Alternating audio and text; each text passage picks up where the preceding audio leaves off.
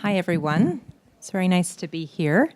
So we have about 25, 30 minutes to delve into yet another topic, thinking about breast cancer risk and screening for breast cancer.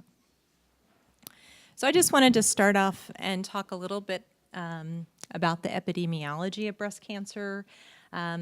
These are data from the American Cancer Society, and what you can see here are the number of estimated new cancers that will be diagnosed in 2018 in the United States.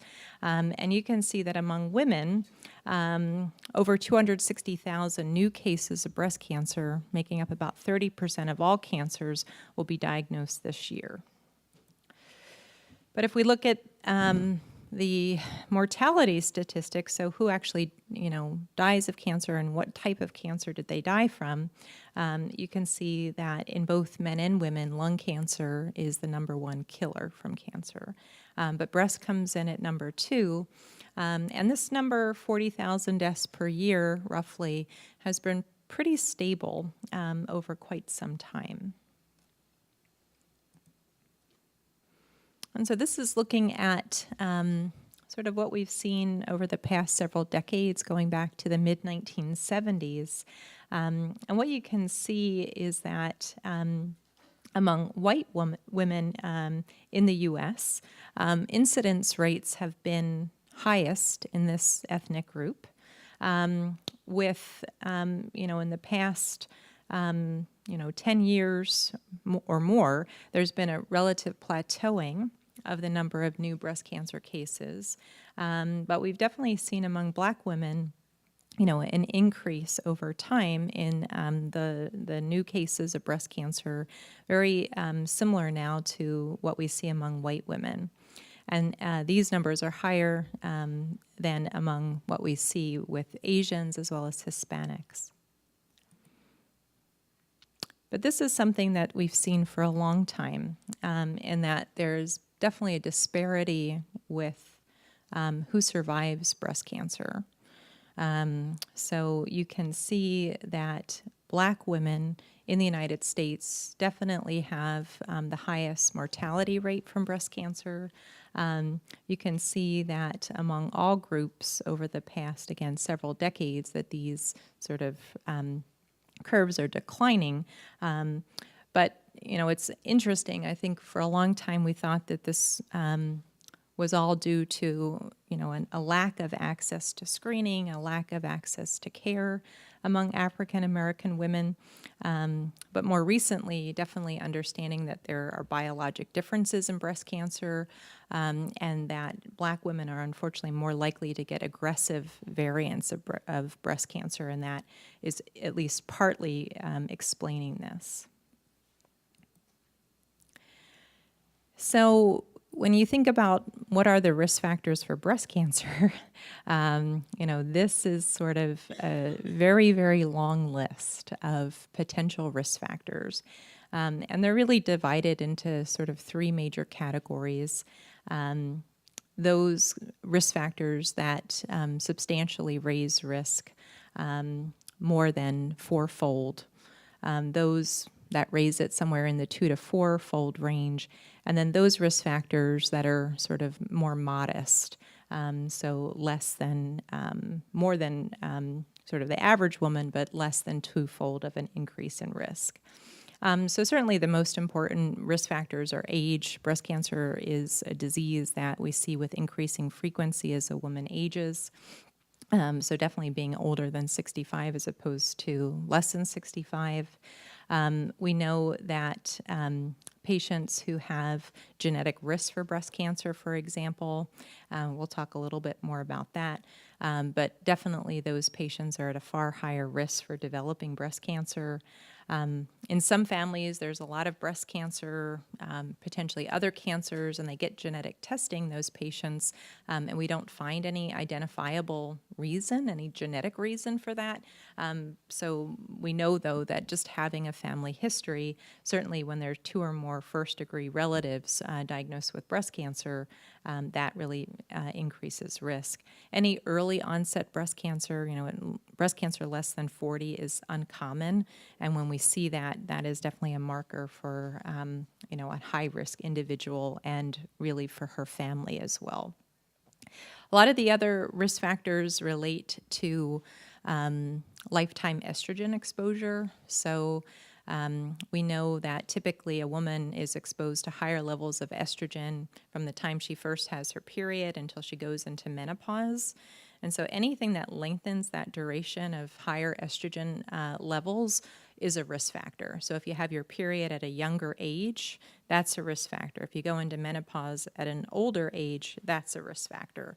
And so there are many sort of other reproductive risk factors as well, never having had a child, having your first live birth older than age 30. These are, again, they slightly increase risk for breast cancer.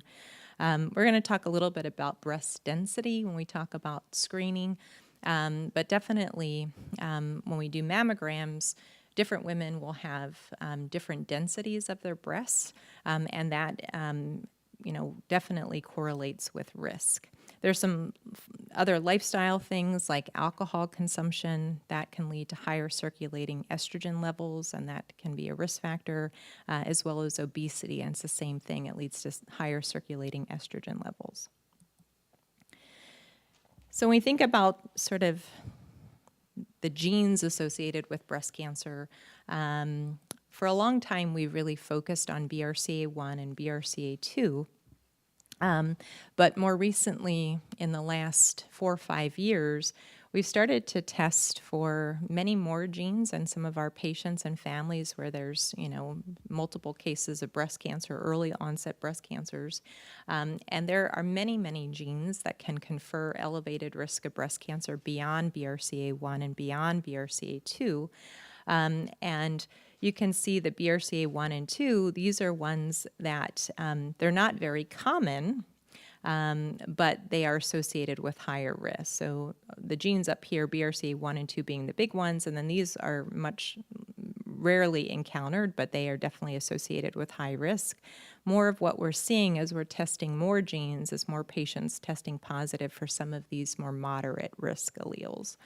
And so this has been a very interesting and rapidly changing area, all the genetics behind breast cancer.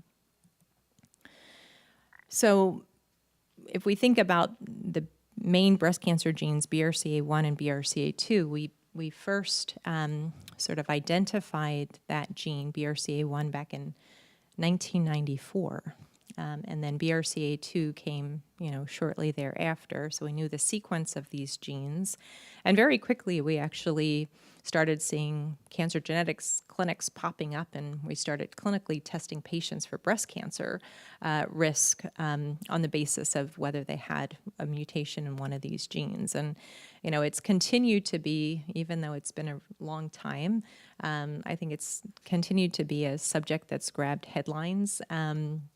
Lots of, I think, important strides have been made to sort of, take away some of the negative perception, I think, initially that some patients had, the thought that they didn't want to be tested because, they didn't want to find out if they were, had this mutation, or they thought that it somehow reflected on them as being, having some sort of deficit. And then, of course, a lot of patients were afraid, too, about, could that be used against me, in terms of any sort of insurance discrimination. So some important legislation was passed, GINA, the Genetic Information Protection Act, and, there was big Supreme Court case that was in 2013 that sort of basically led to, a decision where Myriad Genetics, the main tester of these genes, lost the patent on their gene. And the argument was that we all have these genes. How can a company own them, right? They're products of nature. And so that really opened the door to more companies in the market, and the cost of this testing now has really gone down. And you probably have seen or heard, some of these direct-to-consumer sort of products that are offering genetic testing. So Color Genomics is one. They'll send you a kit, and for $200 or less, you can, send your sample back in and then get a lot of information about your genes. Angelina Jolie, of course, is a very famous BRCA1 mutation carrier who came out with editorials in the New York Times talking about her decision to get prophylactic mastectomies, and then a later point to have her ovary and fallopian tubes removed. And I think that's really helped a lot too in terms of just the perception of all of this. So it's been an interesting area. And so these are some films sort of that, sort of are very much focused on these issues. If you haven't seen them, they would be recommended. So just to think about, what is different in a hereditary cancer situation compared to the average sporadic case. In the non-hereditary situation, if we say this is BRCA1, you get one copy of that gene from mom and one copy from dad. And if something goes wrong in one of the cells, say in the breast, and one of the copies is damaged, you still have the other one, and so the cell functions normally. It's only when that second hit happens and that normal one is lost that you then have a breast cancer cell where BRCA1 is no longer functioning, and that, sets that cell down the path to cancer. But in the hereditary situation, it's different. So this is, patients will inherit from birth one faulty copy, either from mom or dad. It can be passed through both men and women. And so that one damaged BRCA gene is in every cell of their body. So if they lose the one normal copy, then that leads to a situation where, again, that is a cell without functional BRCA1, and it leads down the path to cancer. So what we see are cancers that occur very early, right? Because it just has that, you just need that one hit and not the two hits. And some patients will have multiple cancers. Why this is just really, sort of clinically observed as being related to breast and ovarian cancer is one big mystery, right? Because this is the genetics for every cell in the body. But we think there's definitely a hormonal component to it that makes these patients, when they have this mutation, really at risk for breast and ovarian cancer. This is a typical situation that we would see. So this is our patient here with the arrow. She's 32. And she had breast cancer at age 30. She has a sister who's normal, no cancer history. But her mother had breast cancer early, and her mom was a twin, and that twin also had an early breast cancer, and they both died of breast cancer. And then the grandmother died of ovarian cancer at age 40. So this is a typical pedigree, so multiple generations affected, and we see breast and ovarian cancers at an early age. Again, it can pass, this is showing it passing through the maternal, lineage, but it can pass through men and women, and in some families, if it's passing through the male side, it looks like there's nothing there because, men can get breast cancer with these alterations in these genes, but at much lower rates, and they don't have ovaries, so we don't see ovarian cancer. And so it can look like it's not there when in fact it's been there, over many, many generations. And so she was tested and she was found to have a BRCA1 mutation. And so if we look at the lifetime risks for patients who have these genes, we know that for BRCA1, it's approaching 60% risk of breast cancer by age 70. For BRCA2, it's about 50%. The ovarian cancer risks are lower, but still substantial, 40% and about 20% for BRCA1 and BRCA2. And these are much higher than the average person's risk. So an average woman's risk for breast cancer is about 12% lifetime, and average risk lifetime for ovarian cancer is about 1.5%. So we can move and talk a little bit about screening. And we're going to first really talk about, screening of women who are otherwise healthy. So they have no breast-related complaints, no abnormal findings on physical exam. So the whole idea behind screening is that, breast cancer is a disease where we have done very well. And we definitely have learned over time that the earlier you diagnose breast cancer, the better your outcome. And that's because, this is a disease where we do have effective treatments. For some cancers, when there's not effective treatment, early detection might not make as much of a difference. And so these are showing 5-year survival rates for patients who have localized breast cancer, so just in the breast, regional, so this could be in the breast and some of the lymph nodes around the breast, and then it really falls off if there's evidence of distant spread. So certainly we know that early detection, diagnosing breast cancers earlier leads to better outcome. But the concern with screening is that, are we over-diagnosing breast cancer? So these are the facts about mammography. So we know that for every asymptomatic, healthy woman going in for a routine mammogram, if we had, looked at 1,000 women going in and getting their screening mammogram, about 100 of them will get recalled to get more pictures, more mammograms, spot compressions, maybe a targeted ultrasound. About 20 will be recommended for a biopsy, and about 5 will be diagnosed with breast cancer. So there's concern that for all of these, if you look at this 100 and only 5 ultimately have breast cancer, the other 95 are going through additional tests, stress, the additional sort of 15 here going through invasive procedures like biopsy, and they don't, ultimately it all comes out benign and they don't have breast cancer. So this is associated with costs, for the healthcare system, but also lots of stress for patients. So when we think about mammography, we really talk about screening mammography and diagnostic mammography. And so screening mammography is, again, for patients who are, they have no breast symptoms, they have a normal physical exam, and we'll look at kind of the standard views. Diagnostic mammography is very different. This is for women who will come in and they say, I feel a lump in my breast, or I have a nipple change.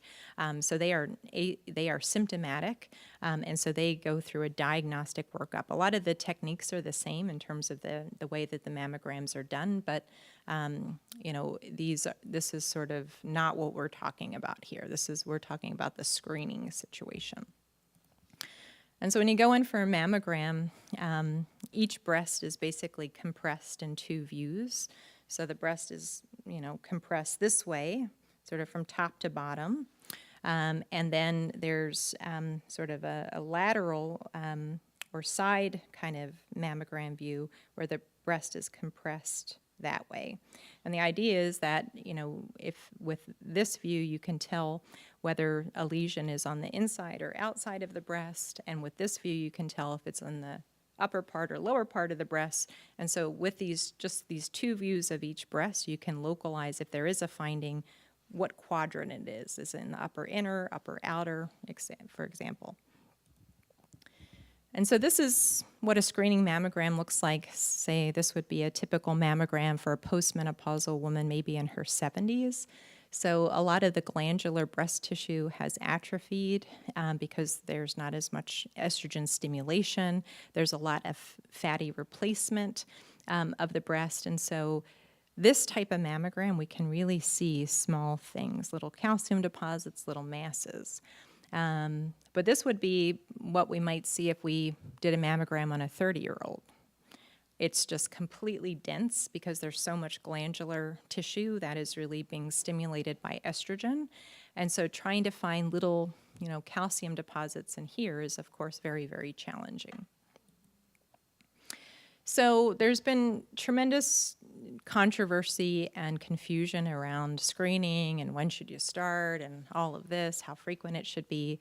For a very long time, sort of the recommendation was that women should get annual mammography starting at age 40. And if you look at most of the major, breast cancer specialty groups, cancer groups, they still stand by that. So the National Comprehensive Cancer Network, American College of Radiology, Society for Breast Imaging, they recommend that. But almost 10 years ago now, there was a new guideline put out more from a kind of primary care perspective as opposed to a breast cancer, subspecialty perspective, who said, if you look hard at the data, which that we have, and it's old data and it's incomplete, it really only just, we should only be, it's only able to justify doing imaging in women age 50 to 74, and it should be every 2 years. And then American Cancer Society came out and they changed their guidelines, so they had always been start at 40, do it every year. And they kind of found some place in the middle. So their guideline is consider it 40 to 44, do it every year between 45 to 54, and then starting at age 55, you can continue annually or switch to every 2 years. And American Cancer Society, there's always a lot of controversy, too, about when do you stop, right? So, more and more people are living really long lives, right? And so there's no sort of hard cutoff. The idea is that women should continue as long as overall health status is good and they have a life expectancy of at least 10 years. There's a lot of, controversy too about, women when they go in for, say, a physical exam, what's the role of a clinical breast exam?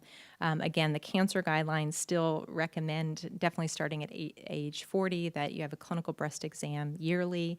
The American Cancer Society guideline, though, did not include that in their most recent update. And there's a lot of kind of controversy, too, about whether to teach women to do self-breast exams, because they tried to do trials looking at the role of self-breast examination and whether it has an impact on breast cancer mortality. The trials that were done were negative, but they had some methodological issues. And so, many would say it has low potential for harm, some potential for benefit. So, why not consider it? And so these, again, are the American Cancer Society recommendations. 40 to 44, sort of talk to your doctor, have some shared decision-making around whether you want to do mammography or not.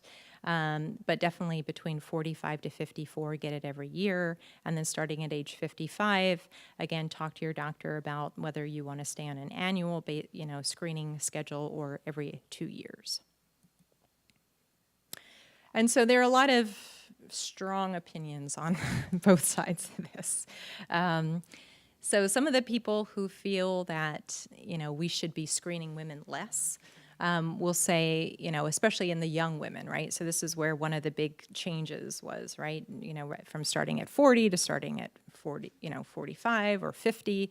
A lot will say in the really young women that have those mammograms that show really dense breast tissue, mammograms just aren't as helpful. So that's one argument.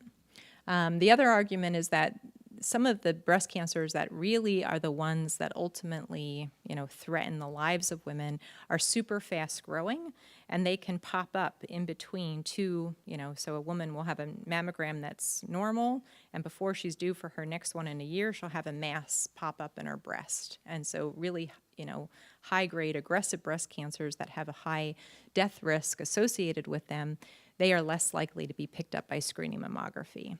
And then there's this whole issue of, some women, again, particularly the older a woman gets, that maybe you might find something, diagnose it, make the woman go through all the treatment, surgery, radiation, potentially medical therapy, and maybe that breast cancer would have never become clinically apparent in her life, and she would have just died, her natural life with that breast cancer there, but it never would have really threatened her. So that's sort of the cost of this overdiagnosis. Is this just DCIS or any cancer? Anything. Mm-hmm. Any? Mm-hmm. Mm-hmm. So, because, the biology of breast cancer as a woman ages, it tends to become more indolent. Not always, certainly, but that's one of the things when you get to the, extreme of age on that end. So some of the arguments against pulling back on screening are, a big problem, and a lot of the groups, feel that primary care doctors, your general OBGYN practitioner, they're not appropriately trained in breast cancer risk assessment. All the genetic stuff, I mean, it's just changing so fast. There's so much there. There are models that help you predict what your risk is, but it takes, 20, 30 minutes to fill it out. And in a 20-minute primary care visit, where they have to deal with your cholesterol and your blood pressure and all these other things, colon cancer screening, there's just no time to do it. And so, patients aren't appropriately getting risk stratified. And again, the high risk, some of the genetic advocacy groups will say that, there are high-risk people out there. They might not be, identified, or maybe if they are, if, insurance starts to adopt, say, some of these guidelines and they say we're only going to cover a mammogram every 2 years, maybe that would present a barrier for them getting, access to those screening studies. And then the big one is that, all these guidelines are based on the same data, and they're all really old, and they all use very old technology, and they were done in a time when our treatments were much less effective. And so, the idea is that everything is better now. And so maybe if we had modern day technology, modern day treatment, we would see more benefit of mammography. Those trials will never be repeated, though. I wanted to mention, though, a study that is going on in California, should you be inclined to want to participate. It's really trying to look at enrolling a large number of women to kind of get this better idea of whether, a risk stratified approach to screening is better than just, the standard going in every year and getting your mammogram. And so this is the Wisdom study, and it's, again, enrolling patients throughout California. It's all online, and so you can check it out at this website. I wanted to just touch for a minute on MRI screening. So, we do screen high-risk individuals not only with mammography, also with breast MRI. And so there are very clear criteria for who should get this. Most of this is for patients who have one of these known genetic mutations, or those who've had radiation exposure to the chest at a young age, between the ages of 10 and 30. And also for patients when they have a risk score calculated that there's a greater than 20% lifetime chance that they will develop breast cancer. And so this is just an example, and maybe we'll kind of wind it up with this, just an example of a patient who had a known BRCA1 mutation. You can see her mammogram, which is on your left, really didn't show anything. She's young, she's got these, kind of areas of really dense tissue, all the white there.